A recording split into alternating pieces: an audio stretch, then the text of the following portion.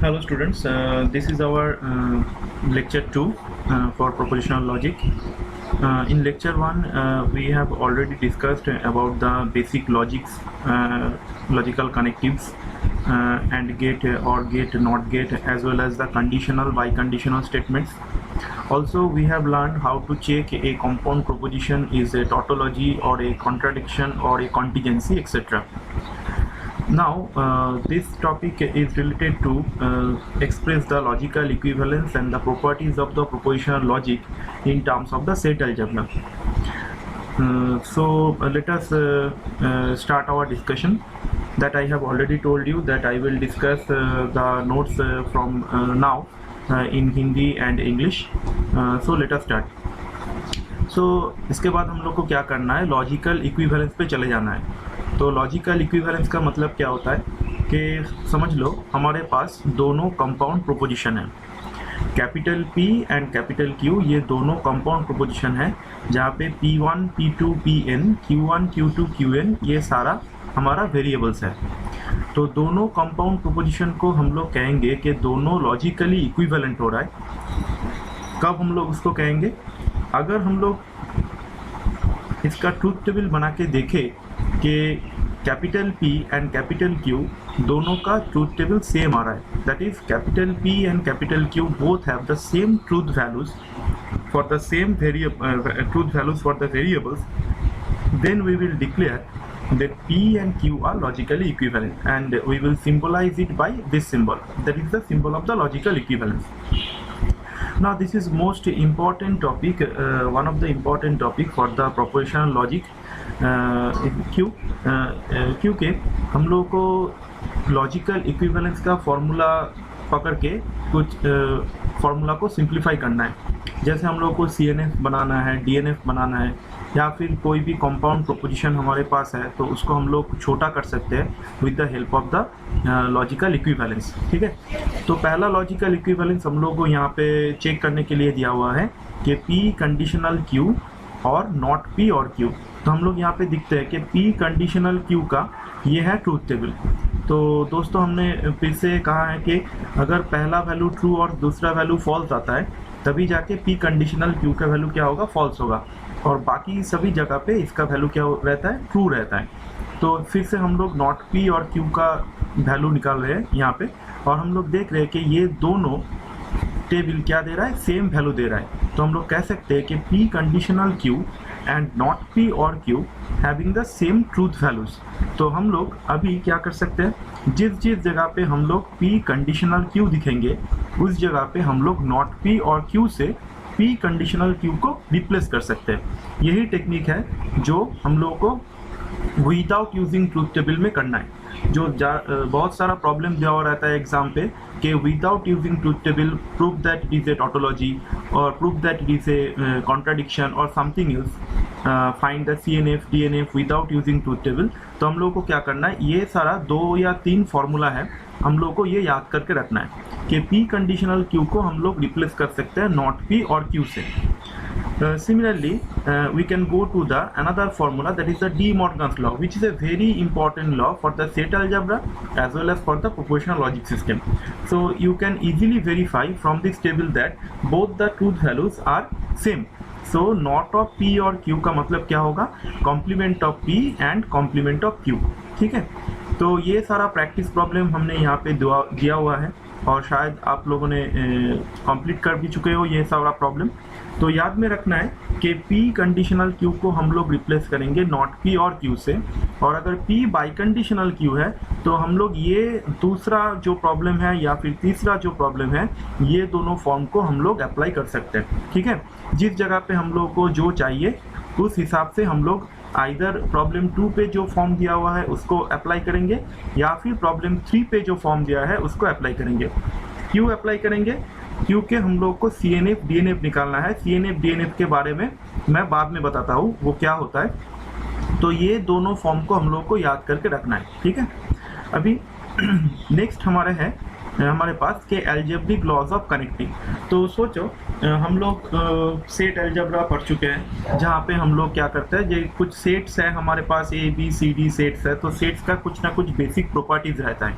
Properties का मतलब क्या होता है कि प्रॉपर्टीज का मतलब है कोई भी रिलेशन है जो एक सेट यूनिवर्सली सेटिस्फाई कर रहा है, जैसे एसोसिएटिव प्रॉपर्टी रहता है, डिस्ट्रीब्यूटिव प्रॉपर्टी रहता है, कम्यूटेटिव प्रॉपर्टी रहता है, एब्जॉर्प्शन प्रॉपर्टी रहता है। वो सभी प्रॉपर्टी प्रोपोजिशंस में भी वो वैलिड रहता है। ठीक है, तो हम लोग इसको कैसे याद करेंगे? ट्रू जो वैल्यू हम लोग लेते हैं उसका वैल्यू अगर बाइनरी सिस्टम में हम लोग सोचे तो उसका वैल्यू होता है 1, और अगर हम लोग उसको सेट अलजेब्रा के हिसाब से सोचे तो वो हो जाता है यूनिवर्सल सेट। तो ट्रू वैल्यू का मतलब होता है यूनिवर्सल सेट, या फिर बाइनरी सिस्टम में 1 होता है। सिमिलरली फॉल्स का वैल्यू होता है 0 बाइनरी सिस्टम पे, और सेट अलजेब्रा के लिए हम लोग अगर इसको सोचे तो ये होता है नल सेट। सिमिलरली और का मतलब है यूनियन, एंड का मतलब है इंटरसेक्शन, और कॉम्प्लीमेंट का मतलब होता है नॉट।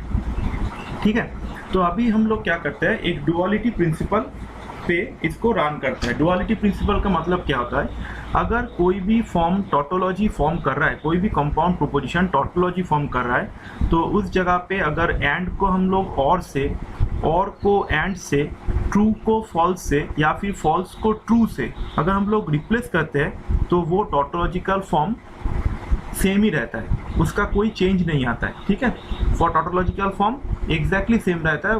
क्या करता है, वो उस फॉर्मूला को हमेशा सेटिस्फाई करेगा। तो ये प्रिंसिपल को हम लोग कहते हैं डुअलिटी प्रिंसिपल। तो अभी हम लोग क्या करेंगे, इस लॉ वगैरह को चेक करेंगे। तो कैसे चेक करते हैं, तो पहले हम लोग लेते हैं आइडेंटिटी लॉ। आइडेंटिटी लॉ का मतलब क्या है, P एक प्रोपोजिशन है और T के साथ हम लोग इसका कंजंक्शन ले रहे हैं। तो T का मतलब हमने क्या सोचा था यहाँ पे, यूनिवर्सल सेट। तो समझो कोई भी यूनिवर्सल सेट के साथ अगर कोई भी सेट को हम लोग इंटरसेक्शन करेंगे तो क्या मिलेगा, वही सेट वापस आ जाएगा। तो यहाँ पे क्या हो रहा है, P एंड T से P वापस आ रहा है। तो अभी हम लोग क्या यहाँ पे डुअलिटी प्रिंसिपल अप्लाई करते हैं। ठीक है, तो P रहता है, एंड को और से रिप्लेस करना है तो एंड को और से रिप्लेस कर दिया, ट्रू को फॉल्स से रिप्लेस करना है, ट्रू को फॉल्स से रिप्लेस कर देते हैं। उसके बाद भी रिजल्ट क्या आ रहा है, P आ रहा है। अब अभी सोचो, फॉल्स का मतलब क्या है, फॉल्स का मतलब है नल सेट, और का मतलब क्या होता है, यूनियन।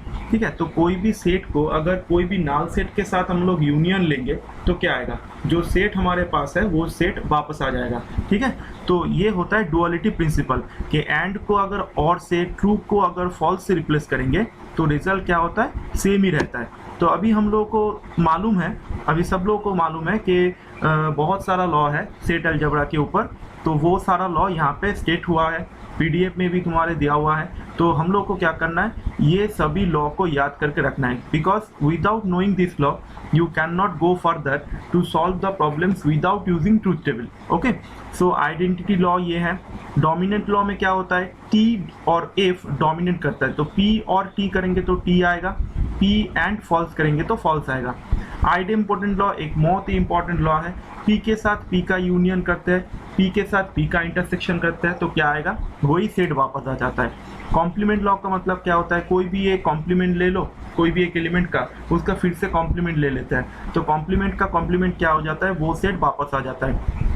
कम्यूटेटिव लॉ तुम लोगों को मालूम है, एसोसिएटिव लॉ भी मालूम है, डिस्ट्रीब्यूटिव लॉ इसके बारे में मैं बता देता हूँ। डिस्ट्रीब्यूटिव लॉ को याद कैसे करना है, डिस्ट्रीब्यूटिव लॉ को याद कैसे करना है कि अगर बाहर में और अंदर में एंड हो, या फिर इसका उल्टा।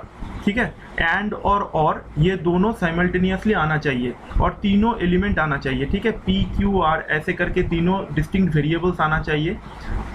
Q एंड R हो सकता है और Q और R हो सकता है। तो एंड और दोनों अगर कंपाउंड प्रोपोजिशन के अंदर हम लोग दिखे तो हम लोग क्या कर सकते हैं, डिस्ट्रीब्यूटिव लॉ अप्लाई कर सकते हैं। कैसे, A intersection B union C। A intersection B union C का मतलब क्या होता है, A intersection B union A intersection C। Same बात यहाँ पे हो रहा है डिस्ट्रीब्यूटिव लॉ पे, P एंड Q और R, इसका मतलब क्या होगा, P एंड Q और P एंड R। ठीक है, ये बहुत जगह पे अप्लाई होता है, बहुत ही इंपॉर्टेंट एक प्रॉपर्टी है। एब्जॉर्प्शन लॉ, एब्जॉर्प्शन लॉ के बारे में यहाँ पे बता देता हूँ। एब्जॉर्प्शन लॉ का मतलब क्या हो रहा है, देखो यहाँ पे P और Q, P और Q का मतलब क्या हो रहा है, P एक सेट है समझ लो, Q एक सेट है, तो P और Q का अगर हम लोग डिसजंक्शन ले रहे हैं, इसका मतलब P और Q का हम लोग यूनियन ले रहे हैं, ठीक है। तो P और Q इसका यूनियन हम लोगों ने ले लिया। उसके बाद P के साथ ही उस यूनियन का हम लोग क्या ले रहे हैं, इंटरसेक्शन ले रहे हैं। तो P के साथ P और Q का अगर हम लोग इंटरसेक्शन लेंगे तो P सेट वापस आ जाता है। तो Q यहाँ पे क्या हो रहा है, एब्जॉर्ब हो जा रहा है। इस फॉर्मूला के अंदर Q का कोई वैल्यू ही नहीं आ रहा है रिजल्ट में, तो इसीलिए हम लोग इसको कहते हैं एब्जॉर्प्शन लॉ। और डी मॉर्गन्स लॉ सभी को पता है। और एक होता है नेगेशन लॉ।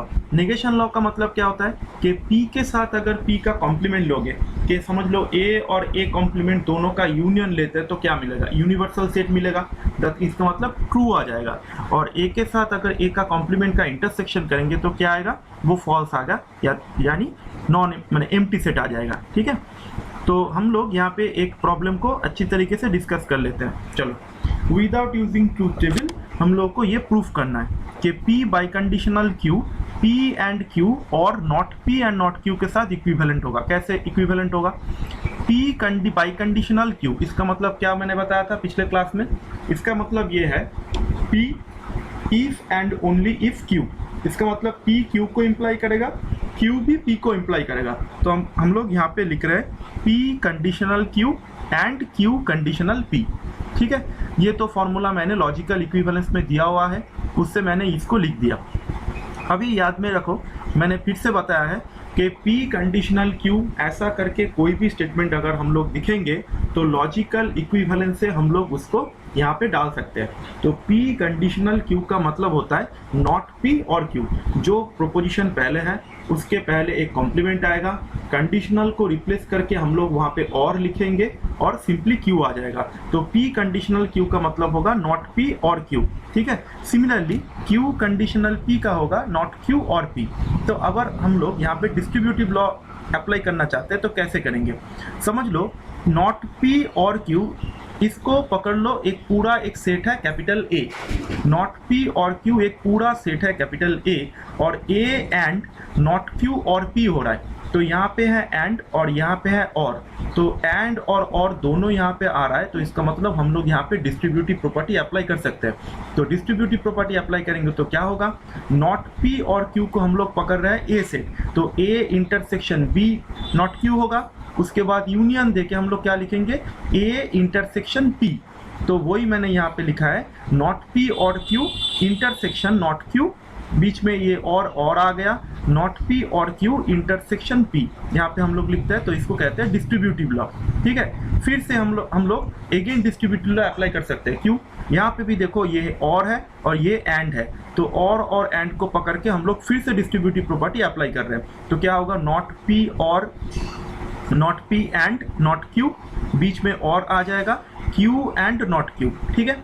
ये दोनों आ गया, ये यहाँ से बीच में और था और यहाँ पे बैठ गया, नॉट P एंड P आ गया और बीच में और आ गया Q एंड P, ठीक है, आ जाता है।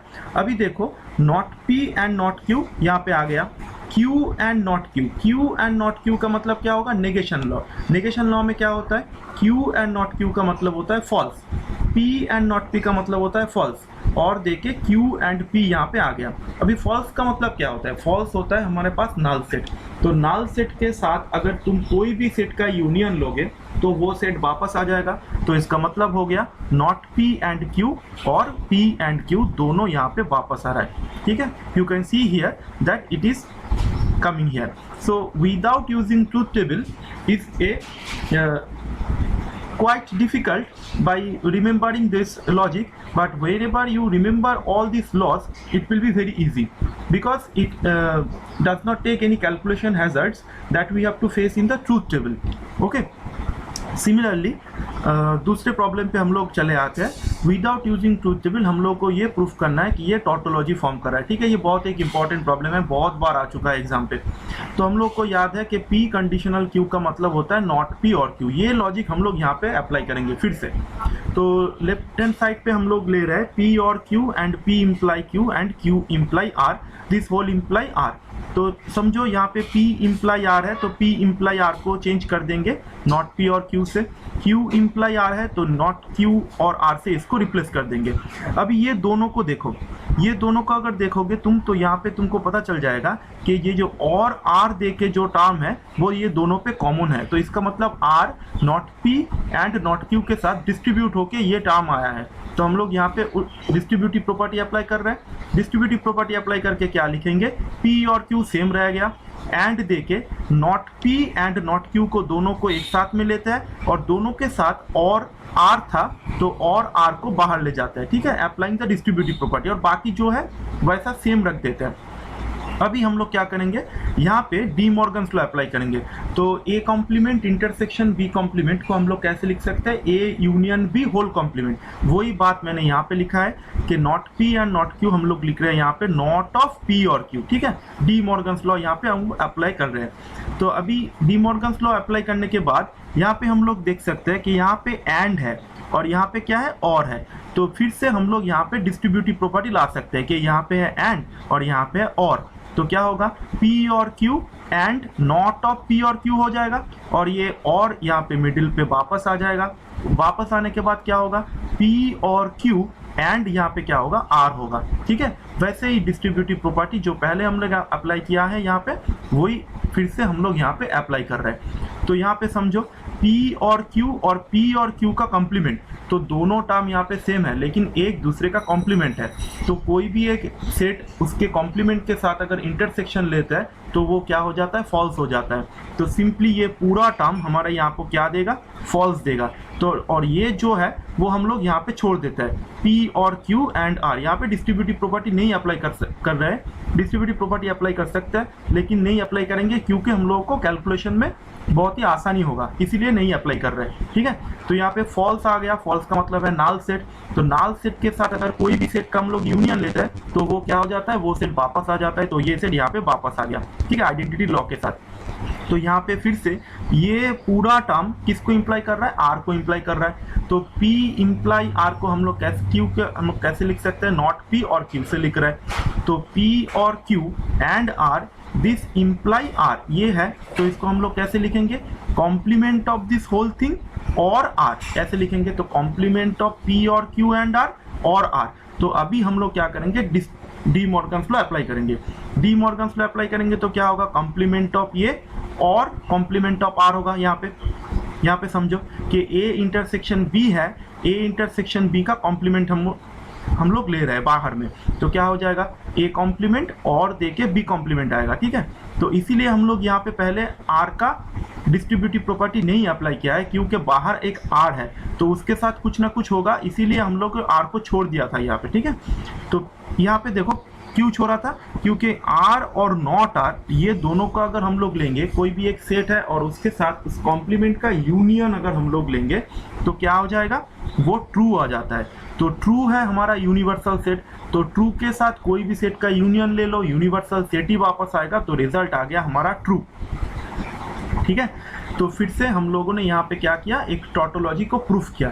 तो ऐसे करके देखो जो भी सॉल्यूशन है शायद अभी तुम लोगों को समझ में आ जाएगा कि कैसे हम लोगों को लॉ को अप्लाई करना है। But you have to remember this thing, this law you have to remember, all of this law, all of this technique you have to remember, and it is a totally practice dependent. As much as you practice you can remember those laws.